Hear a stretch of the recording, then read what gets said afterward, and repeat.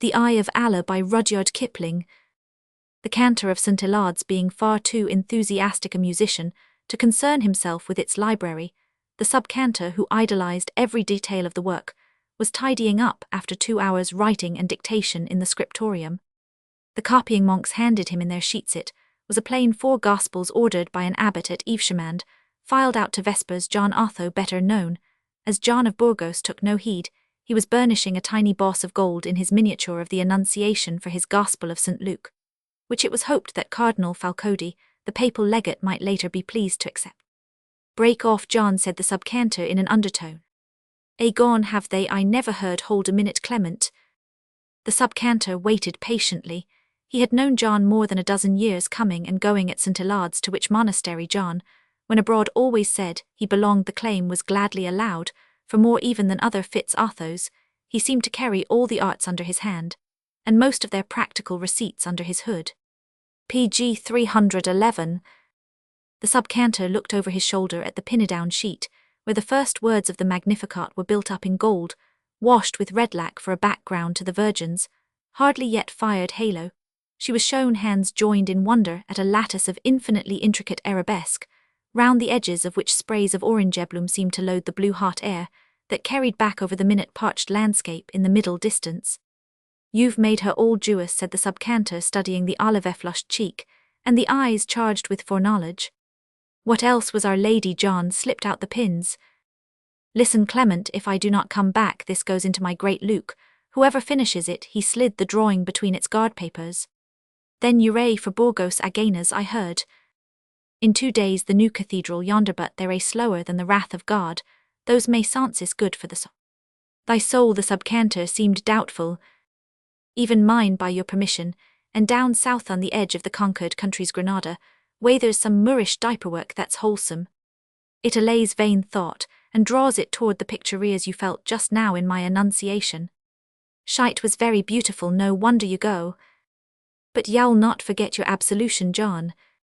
Surely this was a precaution John no more omitted on the eve of his travels than he did the recutting of the tonsure which he had provided himself with in his youth somewhere near Ghent. The mark gave him privilege of clergy at a pinch, and a certain consideration on the road always. "You'll not forget either." Pg 312, "what we need in the scriptorium. There's no more true ultramarine in this world now, they mix it with that German blue, and as for vermilion, I'll do my best always." And Brother Thomas, this was the infirmarian in charge of the monastery hospital, "he needs. He'll do his own asking. I'll go over his side now, and get me retonged." John went down the stairs to the lane that divides the hospital and cookhouse from the back cloisters. While he was being barbered, Brother Thomas, St. Hilard's meek but deadly persistent infirmarian, gave him a list of drugs that he was to bring back from Spain by hook, crook, or lawful purchase here. They were surprised by the lame dark Abbot Stephen in his fur-lined night boots. Not that Stephen de Sauter was any spy, but as a young man he had shared an unlucky crusade, which had ended after a battle at Mansura in 2 years' captivity among the Saracens at Cairo, where men learned to walk softly. A fair huntsman and hawker, a reasonable disciplinarian, but a man of science above all, and a doctor of medicine under one Ranulphus Canon of St. Paul's. His heart was more in the monastery's hospital work than its religious. He checked their list, interestedly adding items of his own.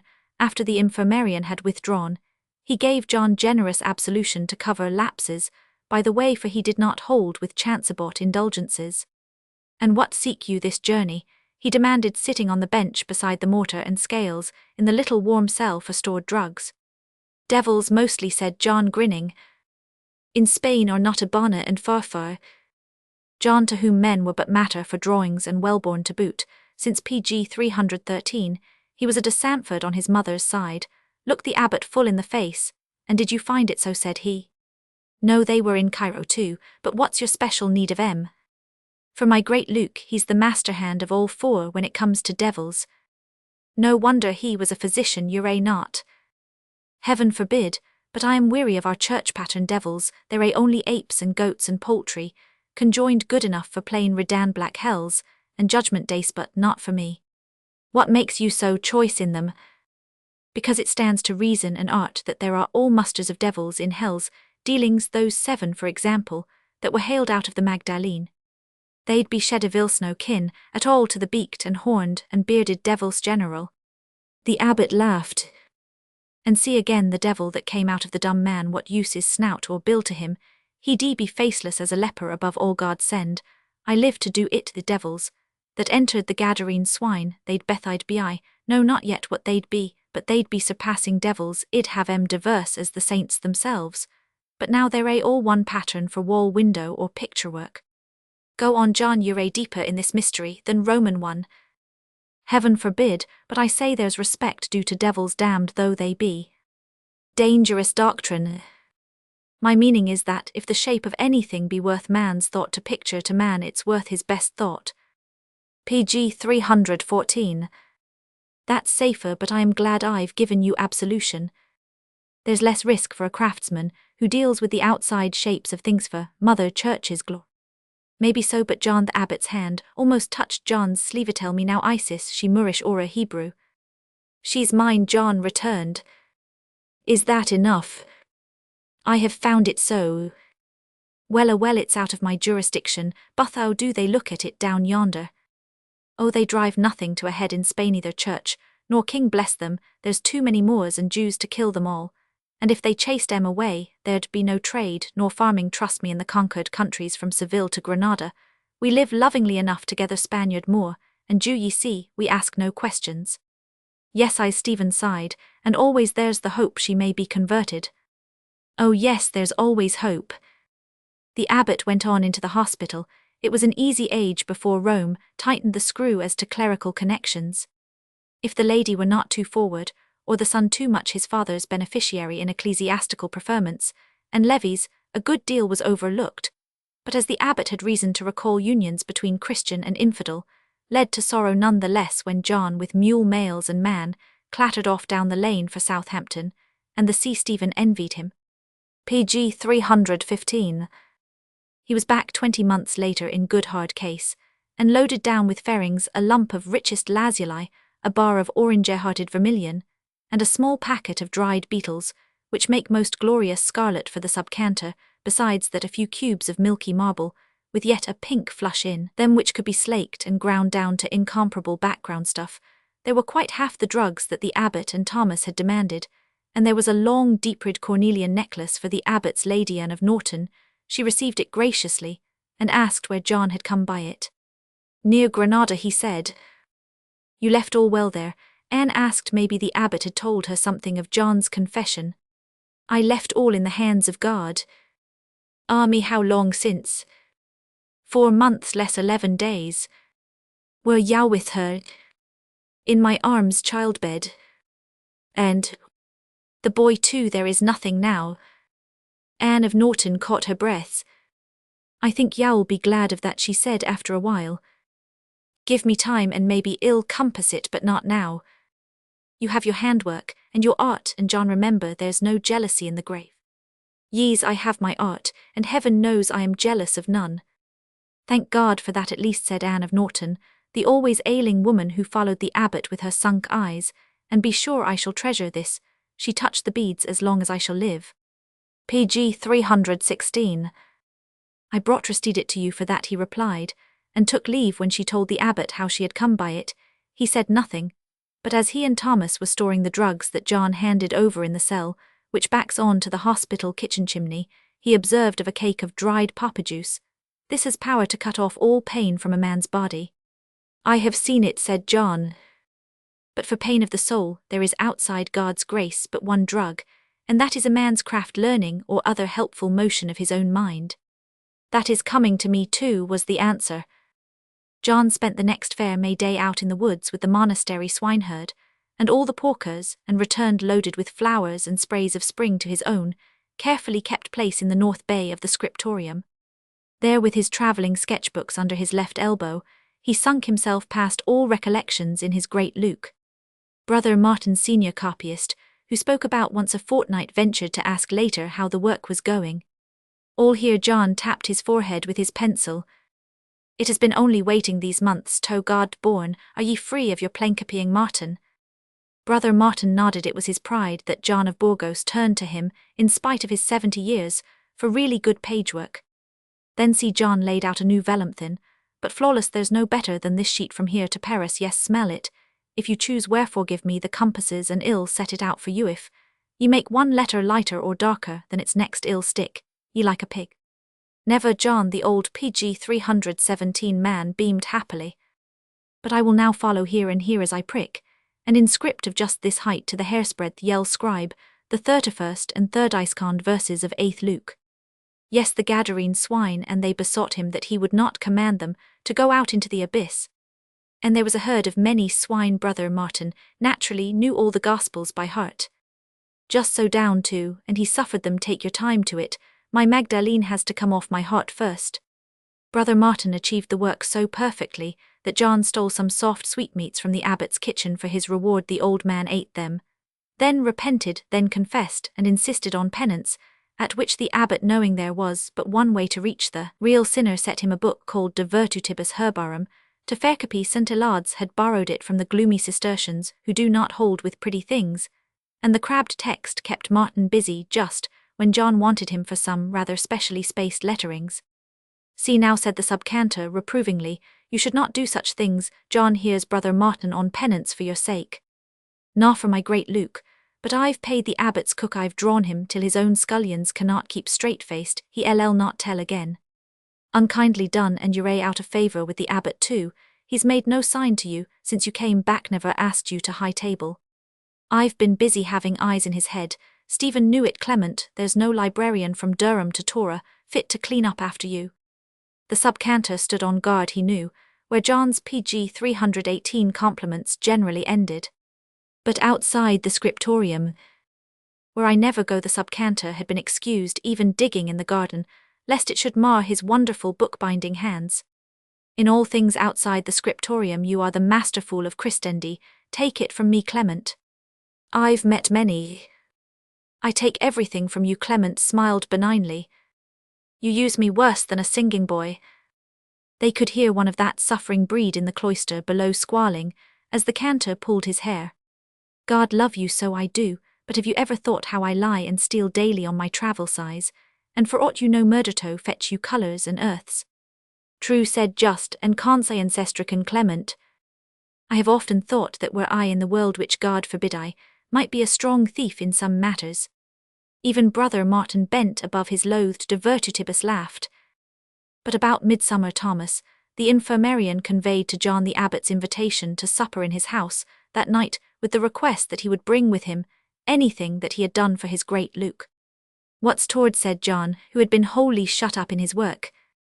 Only one of his wisdom dinners, you've sat at a few since you were a man. True, and mostly good. How would Stephen have us? PG 319. Gown and hood over all. There will be a doctor from Salernoon, Roger, an Italian wise, and famous with the knife on the body. He's been in the infirmary some 10 days helping Meven me. Never heard the name, but our Stephen's physicus before sacerdos always. And his lady has a sickness of some time. Roger came hither in chief because of her. Did he now? I think of it, I have not seen the Lady Anne for a while. Ye've seen nothing for a long while. She has been housed near a month. Thee have to carry her abroad now. So bad as that then? Roger of Salerno will not yet say what he thinks. But God pity Stephen, who else at table beside thee? An Oxford friar, Roger is his name, also a learned and famous philosopher, and he holds his liquor too valiantly. 3 doctors counting Stephen. I've always found that means 2 atheists. Thomas looked uneasily down his nose. That's a wicked proverb, he stammered. You should not use it. Ho, never come you the monk over me, Thomas. You've been infirmarian at St. Elard's 11 years and a lay brother still. Why have you never taken orders all this while? I am not worthy. 10 times worthier than that new fat swine Henry PG 320 Hushesnamithat. Takes the infirmary masses, he bullocks in with the viaticum under your nose, when a sick man's only faint from being bled, so the man dies off pure fear. You know it, I've watched your face at such times. Take orders, Didymus Yowl, have a little more medicine, and a little less mass with your sick then, and they'll live longer. I am unworthy, Thomas repeated pitifully.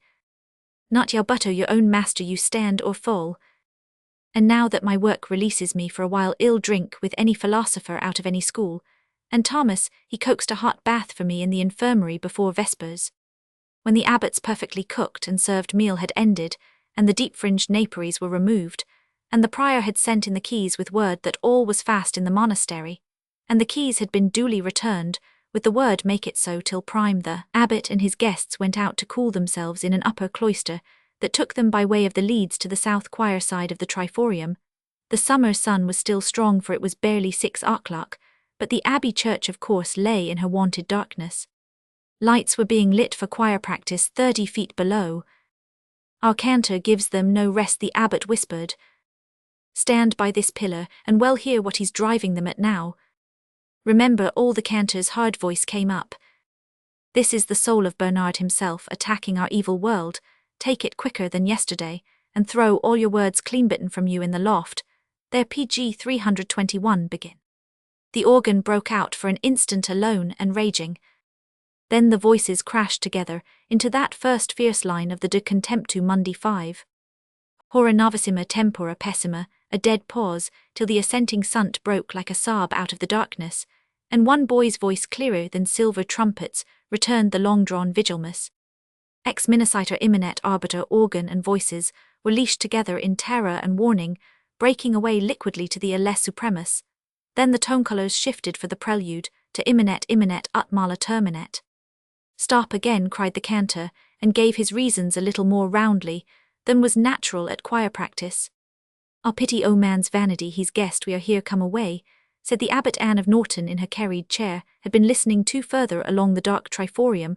With Roger of Salerno, John heard her sob on the way back. He asked Thomas how her health stood before Thomas could reply. The sharp-featured Italian doctor pushed between them, following on our talk together. "I judged it best to tell her," said he to Thomas. What John asked simply enough. What she knew already. Roger of Salerno launched into a Greek quotation to the effect that every woman knows all about everything. "I have no Greek," said John stiffly. Roger of Salerno had been giving them a good deal of it at dinner. "Then ill come to you in Latin. Ovid hath it neatly. Utque malum late salit immedicable cancer, but doubtless you PG 322 know the rest, worthy sir." "Alas, my school Latins, but what I've gathered by the way from fools professing to heal sick women." "Hocus pocus, but doubtless you know the rest, worthy sir." Roger of Salerno was quite quiet till they regained the dining-room, where the fire had been comforted, and the dates, raisins, ginger, figs, and cinnamon-scented sweetmeats set out with the choicer wines on the aftertable. The abbot seated himself, drew off his ring, dropped it that all might hear the tinkle into an empty silver cup, stretched his feet towards the hearth, and looked at the great gilt and carved rose in the barrel roof. The silence that keeps from Compline to Matins had closed on their world. The bull-necked friar watched a ray of sunlight split itself into colours on the rim of a crystal salt-cellar. Roger of Salerno had reopened some discussion with Brother Thomas on a type of spotted fever that was baffling them both in England and abroad. John took note of the keen profile, and it might serve as a note for the great Luque. His hand moved to his bosom, the abbot saw, and nodded permission. John whipped out silver-point and sketchbook. "Nay, modesty is good enough, but deliver your own opinion," the Italian was urging the infirmarian out of courtesy to the foreigner. Nearly all the talk was in table Latin, more formal and more copious than monk's patter. Thomas began with his meek stammer. "I confess myself at a loss for the cause of the fever, unless, as Varro saith in his De Re Rustica, certain small animals, which the eye cannot follow, enter the body by the nose and mouth, and set up grave diseases. On the other hand, this is not in Scripture." Roger of Salerno hunched head and shoulders like an PG 323 angry cat, always that he said, and John snatched down the twist of the thin lips. "Never at rest, John," the abbot smiled at the artist. "You should break off every 2 hours for prayers, as we do. St. Benedict was no fool. 2 hours is all that a man can carry the edge of his eye or hand. For copyists' eyes, Brother Martin is not sure after 1 hour, but when a man's work takes him, he must go on till it lets him go." "Yes, that is the demon of Socrates," the friar from Oxford rumbled above his cup. "The doctrine leans toward presumption," said the abbot. "Remember, shall mortal man be more just than his Maker?" "There is no danger of justice," the friar spoke bitterly, "but at least man might be suffered to go forward in his art or his thought. Yet if Mother Church sees or hears him move anyward, what says she? No, always no." But if the little animals of Varro be invisible, this was Roger of Salerno to Tomasho, are we any nearer to cure? By experiment friar wheeled round on them, suddenly by reason and experiment, the one is useless without the other but Mother Church. I Roger de Salerno dashed at the fresh bait like a pike listen, says her bishops or princes drew our roads in Italy, with carcasses that they make for their pleasure, or wrath beautiful corpses. Yet if we dock torso much as raise the skin of one of them, to look at God's fabric beneath what says Mother Church sacrilege, stick to your pigs and dogs, or you burn. PG 324. And not Mother Church only, the friar chimed. Every way we are barred by the words of some man dead, 1,000 years, which are held final, who is any son of Adam, that his one say-so should close a door towards truth. I would not accept even Peter Peregrinus, my own great teacher. Nor I Paul of Aegina. Roger of Salerno cried. Listen, sirs, here is a case to the very point. Apuleius affirmeth, if a man eat fasting of the juice of the cut-leaved buttercup celeratus, we call it, which means rascalithes, with a condescending nod, towards John High's soul, will leave his body laughing. Now this is the lie more dangerous than truth, since truth of a sort is in it. He's away, whispered the abbot despairingly. For the juice of that herb I know by experiment burns blisters, and rise the mouth. I know also the rictus, or pseudolaughter, on the face of such as have perished by the strong poisons of herbs, allied to this ranunculus. Certainly that spasm resembles laughter. It seems then in my judgment that Apuleius, having seen the body of one thus poisoned, went off at score, and wrote that the man died laughing. Neither staying to observe nor to confirm observation by experiment, added the friar frowning. Stephen the abbot cocked an eyebrow toward John. How think you, said he. I am no doctor, John returned, but id say Apuleius in all these years might have been betrayed by his copyists. They take shortcuts to save themselves trouble. Put case that Apuleius wrote the soul seems to leave the body laughing after this poison, there's not 3 copyists in 5, my judgment would not leave out the seams, 2 for PG 325, who'd question Apuleius if it seemed so to him, so it must be otherwise. Any child knows cut-leaved buttercup. Have you knowledge of herbs? Roger of Salerno asked curtly. Only that when I was a boy in convent I've made tetters round my mouth, and on my neck with buttercup juice, to save going to prayer o' cold nights. Ah, said Roger, I profess no knowledge of tricks. He turned aside stiffly. No matter now for your own tricks, John, the tactful abbot broke in. You shall show the doctors your Magdalene, and your Gadarene swine and the devils. Devils, I have produced devils by means of drugs, and have abolished them by the same means. Whether devils be external to mankind, or immanent, I have not yet pronounced. Roger of Salerno was still angry. Ye dare not, snapped the friar from Oxford. Mother Church makes her own devils. Not wholly. Our John has come back from Spain with brand new ones. Abbot Stephen took the vellum handed to him, and laid it tenderly on the table. They gathered to look. The Magdalene was drawn in palest, almost transparent grisaille, against a raging, swaying background of woman-faced devils. Each broke too, and by her special sin, and each one could see frenziedly straining against the power that compelled her. I've never seen the like of this grey shadowwork, said the abbot. How came you by it? Non nobis, it came to me, said John, not knowing he was a generation or so ahead of his time in the use of that medium. Why is she so pale? The friar demanded. Evil has all come out of her shed. Take any colour. PG 326 now. I like light through glass, I see. Roger of Salerno was looking in silence, his nose nearer, and nearer the page. It is so, he pronounced finally. Thus it is in epilepsimeth eyes, and forehead even to the droop of her wrist there every sign of it. She will need restoratives, that woman, and afterwards sleep natural, no papajuice, or she will vomit on her waking. And thereafter, but I am not in my schools. He drew himself up. Sir, said he, you should be of our calling, for by the snakes of Aesculapius you see. The two struck hands as equals. And how think you of the 7 devils? The abbot went on.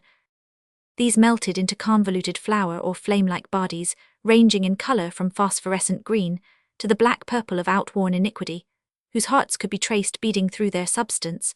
But for sign of hope and the sane workings of life to be regained, the deep border was of conventionalized spring flowers and birds, all crowned by a kingfisher in haste atilt through a clump of yellow iris. Roger of Salerno identified the herbs and spoke largely of their virtues. And now the Gadarene swine, said Stephen. John laid the picture on the table. Here were devils dishoused in dread of being abolished to the void, huddling and hurtling together, to force lodgment by every opening into the brute bodies offered. Some of the swine fought the invasion, foaming and jerking, some were surrendering to it, sleepily PG 327, as to a luxurious back-scratching, others, wholly possessed, whirled off in bucking droves for the lake beneath in one corner. The freed man stretched out his limbs, all restored to his control, and our Lord seated looked at him, as questioning what he would make of his deliverance. Devils indeed, was the friar's comment, but wholly a new sort. Some devils were mere lumps with lobes and protuberances, a hint of a fiend's face, peering through jelly-like walls, and there was a family of impatient globular devilings, who had burst open the belly of their smirking parent, and were revolving desperately towards their prey. Others patterned themselves into rods, chains, and ladders, single or conjoined, round the throat and jaws of a shrieking sow, from whose ear emerged the lashing, glassy tail of a devil that had made good his refuge, and there were granulated and conglomerate devils, mixed up with the foam and slaver, where the attack was fiercest. Thence the eye carried on to the insanely active backs of the downward racing swine, the swineherd's aghast face, and his dog's terror. Said Roger of Salerno, I pronounce that these were begotten of drugs, they stand outside the rational mind. Not these, said Thomas, the infirmarian, who, as a servant of the monastery, should have asked his abbot's leave to speak, not these. Look in the border. The border to the picture was a diaper of irregular but balanced compartments or cellules, where sat, swam or weltered devils in blank, so to say, things as yet uninspired by evil indifferent, but lawlessly outside imagination. Their shapes resembled again ladders, chains, scourges, diamonds, aborted buds, or gravid phosphorescent globes, some well-nigh star-like. Roger of Salerno compared them to the obsessions of a churchman's mind. PG 328. Malignant, the friar from Oxford questioned. Count everything unknown for horrible, Roger quoted with scorn. Not Roman one, but they are marvelous, I think. The friar drew back, Thomas edged in to see better and half opened his mouth. Speak, said Stephen, who had been watching him. We are all in a sort doctors here. I would say then, Thomas rushed at it, as one putting out his life's belief at the stackethat, these lower shapes in the border may not be so much hellish and malignant as models and patterns upon which John has tricked out and embellished his proper devils among the swine above there. And that would signify, said Roger of Salerno sharply, in my poor judgment, that he may have seen such shapes without help of drugs. Now who said John of Burgos, after a round and unregarded oath his, made thee so wise of a sudden, my doubter? I wise God forbid, only John remember own winter, 6 years agoth, snowflakes melting on your sleeve at the cookhouse edor, you showed me them through a little crystal, that made small things larger. Yes, the Moors call such a glass the eye of Allah, John confirmed. You showed me them melting six-sided, you called them then your patterns. True, snowflakes melt six-sided, I have used them for diaper work often. PG 329. Melting snowflakes as seen through a glass by art optical, the friar asked. Art optical, I have never heard, Roger of Salerno cried. John, said the abbot of St. Elard's commandingly, was itis it so? In some sort, John, replied Thomas, has the right of it. Those shapes in the border were my workshop patterns for the devils above in my craft, Salerno. We dare not drug, it kills hand, and my shapes are to be seen honestly in nature. The abbot drew a bowl of rosewater towards him. When I was prisoner with the Saracens after Mansura, he began turning up the fold of his long sleeve. There were certain magicians, physicians who could show. He dipped his third finger delicately in the water roll, the firmament of hell as it were in, he shook off one drop from his polished nail on, to the polished table leaven, such a supernaculum as this. But it must be foul water, not clean, said John. Show us the nalor, said Stephen, I would make sure once more. The abbot's voice was official. John drew from his bosom a stamped leather box some 6 or 8 inches long, wherein bedded on faded velvet lay what looked like silver-bound compasses of old boxwood, with a screw at the head, which opened or closed the legs to minute fractions. The legs terminated not in points but spoon-shapedly, one spatula pierced with a metal-end hole less than 1/4 of an inch across the other, with a 1/2-inch hole into this latter. John, after carefully wiping with a silk rag, slipped a metal cylinder that carried glass or crystal, it seemed, at each end. PG 330. Art optic, said the friar, but what is that beneath it? It was a small swivelling sheet of polished silver, no bigger than a florin, which caught the light, and concentrated it on the lesser hole. John adjusted it without the friar's proffered help. "And now to find a drop of water," said he, picking up a small brush.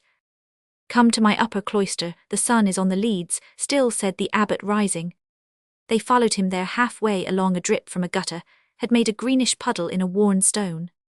Very carefully John dropped a drop of it into the smaller hole of the compass leg, and steadying the apparatus on a coping, worked the screw in the compass, screwed the cylinder, and swung the swivel of the mirror till he was satisfied. "Good," he peered through the thing. "My shapes are all here now. Look, Father. If they do not meet your eye at first, turn this nicked edge here, left or right-handed." "I have not forgotten," said the abbot, taking his place. "Yes, they are here as they were in my time past. There is no end to them, I was told." "There is no end." "The light will go. Oh, let me look. Suffer me to see also," the friar pleaded, almost shouldering Stephen from the eyepiece. The abbot gave way. His eyes were on time past, but the friar, instead of looking, turned the apparatus in his capable hands. "Nay, nay," John interrupted, for the man was already fiddling at the screws. "Let the doctor see." Roger of PG 331 Salerno looked minute after minute. John saw his blue-veined cheekbones turn white. He stepped back at last as though stricken. "It is a new world, and oh God, unjust, I am old." "And now, Thomas," Stephen ordered. John manipulated the tube for the infirmarian, whose hands shook, and he too looked long at his life. He said presently in a breaking voice, "No hell, life created and rejoicing. Work of the Creator, they live even as I have dreamed. Then it was no sin for me to dream, no sin, oh God, no sin." He flung himself on his knees and began hysterically the Benedicite Omnia opera. "And now I will see how it is actuated," said the friar from Oxford, thrusting forward again. "Bring it within. The place is all eyes and ears," said Stephen. They walked quietly back along the leads. 3 English counties, laid out in evening sunshine around them, church upon church, monastery upon monastery, cell after cell, and the bulk of a vast cathedral moored on the edge of the banked shoals of sunset. When they were at the after-table once more, they sat down, all except the friar, who went to the window and huddled bat-like over the thing. I see," he was repeating to himself. "Hell not hurt it," said John, but the abbot, staring in front of him like Roger of Salerno, did not hear. The infirmarian's head was on the table between his shaking arms. John reached for a cup of wine. "It was shown to me," the abbot was speaking to himself in Cairo, "that man stands ever between two infinities of greatness and littleness, therefore there is no end either to lifer." PG 332. "And I stand on the edge of the grave," snarled Roger of Salerno, "who pities me?" "Hush," said Thomas the infirmarian, "the little creatures shall be sanctified to the service of his sick." "What need?" John of Burgos wiped his lips. "It shows no more than the shapes of things. It gives good pictures. I had it at Granada. It was brought from the East, they told me." Roger of Salerno laughed with an old man's malice. "What of Mother Church, most holy Mother Church? If it comes to her ears that we have spied into her hell without her leave, where do we stand?" "At the stake," said the abbot of St. Elard's, and raising his voice a trifle, "You hear that Roger Bacon heard you that?" The friar turned from the window, clutching the compasses tighter. "No, no," he appealed, "not with Falkadin, not with our English-hearted Fawkes. Made Pope he's wise as learned he reads what I have put forth. Fawkes would never suffer it." "Holy Pope is one thing, Holy Church another," Roger quoted. "But I can bear witness it is no art magic," the friar went on. "Nothing is it except art optical wisdom after trial and experiment. Mark you, I can prove it, and me name ways with men who dare think." "Find them," croaked Roger of Salerno, "5 or 6 in all the world. That makes less than £50 by weight of ashes at the stake. I have watched such men reduced." "I will not give this." PG 333. Up the friar's voice cracked in passion and despair. "It would be to sin against the light." "No, no, let us sanctify the little animals of Varro," said Thomas. Stephen leaned forward, fished his ring out of the cup, and slipped it on his finger. "My sons," said he, "we have seen what we have seen." "That it is no magic but simple art," the friar persisted, "avails nothing in the eyes of Mother Church. We have seen more than is permitted to man." "But it was life created and rejoicing," said Thomas. "To look into hell as we shall be judged as, we shall be proved to have looked, is for priests only. Or greensick virgins on the road to sainthood, who for cause any midwife could give you." The abbot's half-lifted hand checked Roger of Salerno's outpouring. nor may even priests see more in hell than church knows to be there. John, there is respect due to church as well as to devils. My trade's the outside of things, said John quietly. I have my patterns. But you may need to look again for more, the friar said. In my craft a thing done is done, with we go on to new shapes after that. And if we trespass beyond bounds, even in thought we lie open to the judgment of the church, the abbot continued. But thou knowest, Roger of Salerno had returned to the attack. Here's all the world in darkness, concerning the causes of things from, the fever across the lane, to thy ladest thine own ladisating malady, think. PG 334. I have thought upon it, Salerno, I have thought indeed. Thomas the infirmarian lifted his head again, and this time he did not stammer at all. As in the water, so in the blood, must they rage and war with each other. I have dreamed these 10 years, I thought it was a sin, but my dreams and vows are true. Think on it again. Here's the light under our very hand. Quench it, you'd no more stand to roasting than any other ill. Give you the case, as church as I myself would frame it. Our John here returns from the moors, and shows us a hell of devils, contending in the compass of one drop of water magic. Past clearance you can hear the faggots crackle. But thou knowest thou hast seen it all before. For man's poor sake, for old friendship's sake, Stephen, the friar was trying to stuff the compasses into his bosom, as he appealed. What Stephen de Sauter knows you his friends know also. I would have you now obey the abbot of St. Ilard's. Give to me, he held out his ringed hand. May John here not even make a drawing of one unscrew, said the broken friar in spite of himself. No wise, Stephen, took it over your dagger John sheathed will serve. He unscrewed the metal cylinder, laid it on the table, and with the dagger's hilt smashed some crystal to sparkling dust, which he swept into a scooped hand, and cast behind the hearth. It would seem, said he, the choice lies between two sins: to deny the world a light, which is under our PG 335 hand, or to enlighten the world before her time. What you have seen I saw long since among the physicians at Cairo, and I know what doctrine they drew from it. Hast thou dreamed, Thomas? I also, with fuller knowledge. But this birth, my sons, is untimely. It will be but the mother of more death, more torture, more division, and greater darkness in this dark age. Therefore I, who know both my world and the church, take this choice on my conscience. Go, it is finished. He thrust the wooden part of the compasses deep among the beech logs, till all was burned,